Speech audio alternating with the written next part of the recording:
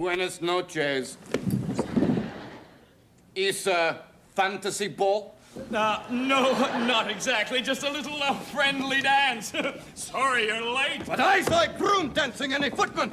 Oh, that's the Lord High Footman. And goodness gracious me, look, a common little cook. Oh, no, that's the Lord High Cook. Oh, but surely the servants' hall is the place for these gentlemen. Oh, dear, no. We've appropriated the servants' hall. It's the royal apartment, inaccessible only by tickets obtainable at the Prime Minister's office. We really needed to have some place we could call our own.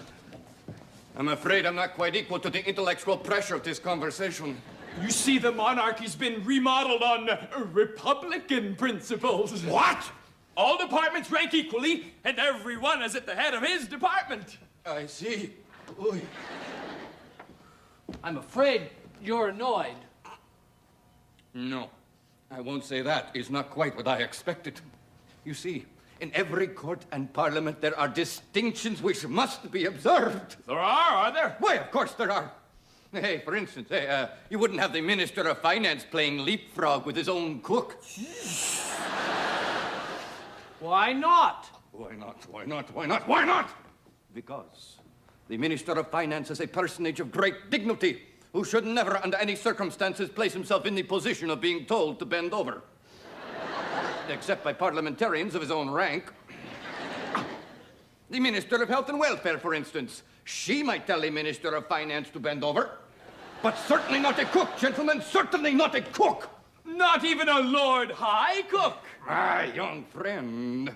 That is a position which is not recognized at the Prime Minister's office.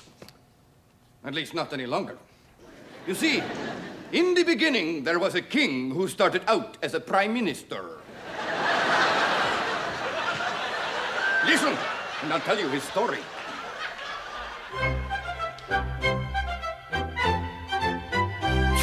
There lived a king, as I've been told, in the wonder-working days of old, when hearts were twice as good as gold, and 20 times as mellow. Charisma triumphed in his face, though arrogant he found a place for all the wretched human race and every voting fellow. When new elections gave him pause, he fought for every upright cause and promised to reform their laws, 'cause most of them were shoddy.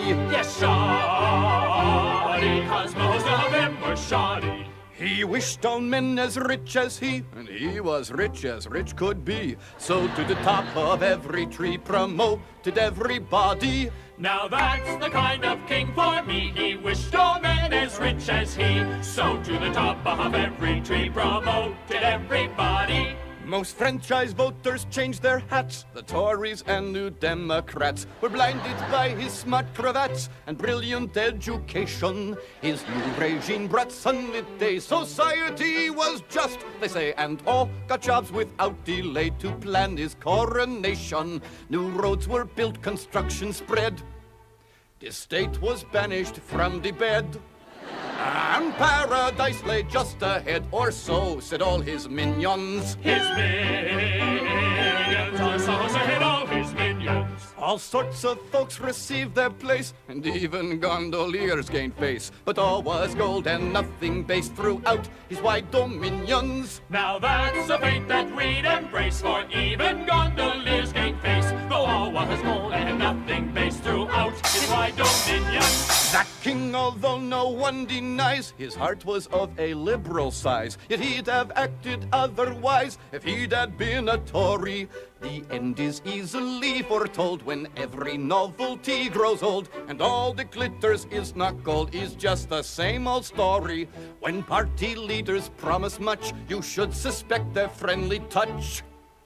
And don't forget your treat is Dutch. It all costs everybody. Costs everybody. It all costs everybody. In short, whoever you may be, to this conclusion you'll agree. When everyone is somebody, then no one's anybody. Now that's as plain can be. To this conclusion we agree. When everyone is somebody, then no one's anybody.